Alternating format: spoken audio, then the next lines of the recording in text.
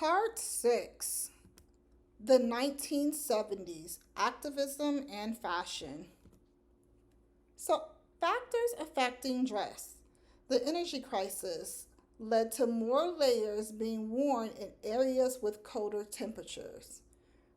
Individuals were easily able to take on or put on garments in order to ensure that they were warm and comfortable. Warm weather sleepwear was also advertised in mail order catalogs. Women in the workforce.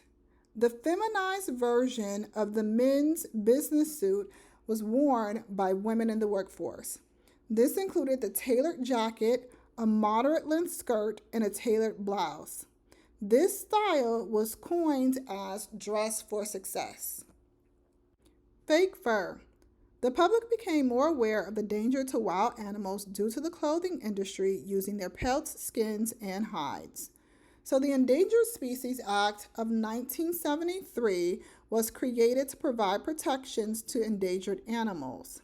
Fake furs with high power synthetic fibers were created to offset the issue with the endangered species.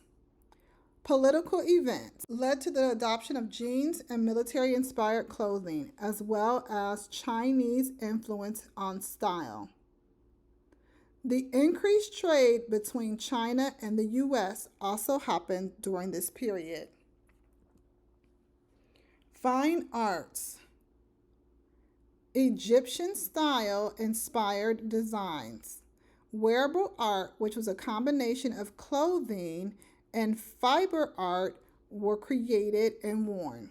There was a variety of techniques that were generally used to create wearable art.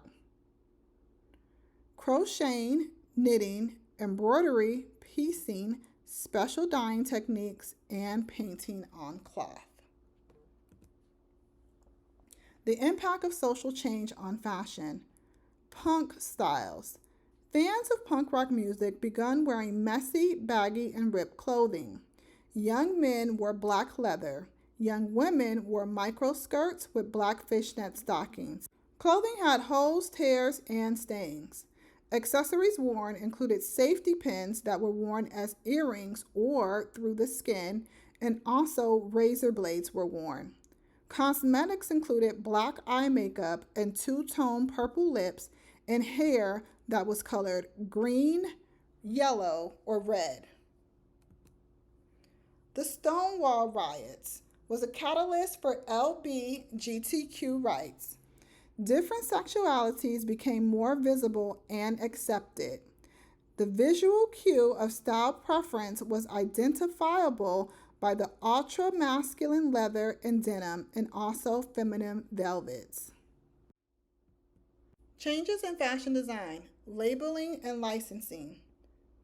Designers became household names. Designer jeans were produced by prominent designers. Labels and logos on the exterior of clothing became a major selling point. Licensing, which is an agreement where designers allow their name to be used on a wide variety of products for a fee, was also widely used. U.S. fashion designers of the time included Calvin Klein, Ralph Lauren, Halston, and Stephen Burrows.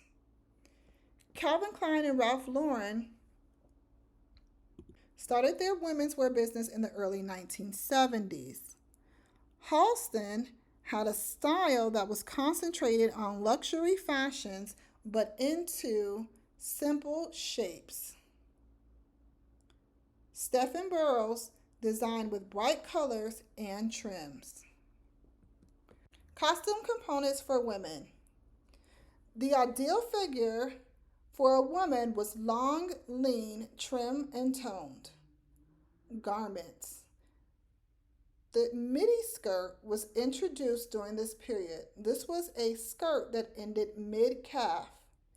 Midi skirts, though, were not immediately worn. Granny dresses were long daytime dresses that were popular amongst the young.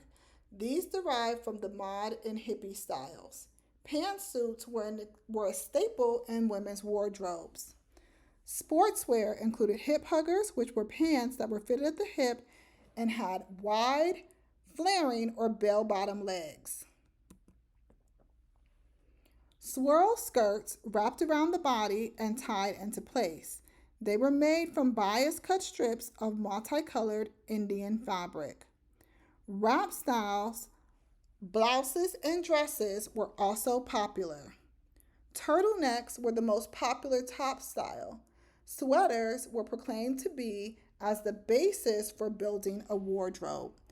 Outerwear garments, mini, midi, and maxi length coats were available.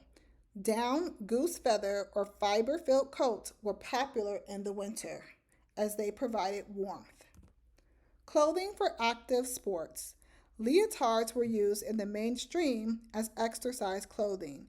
Leg warmers, which were loose, footless stockings, were used in the mainstream as exercise clothing and as streetwear. Thongs, which were virtually bottomless bathing suits or jock straps, were also used. Sleepwear included short or long nightgowns, and hair and headdress included long straight hair, which was popular in the early 1970s. Then it transitioned to tight frizzy curls in the late 1970s. Afros were still worn, but now they were shorter. African American women also wore cornrows, or what some may call French braids.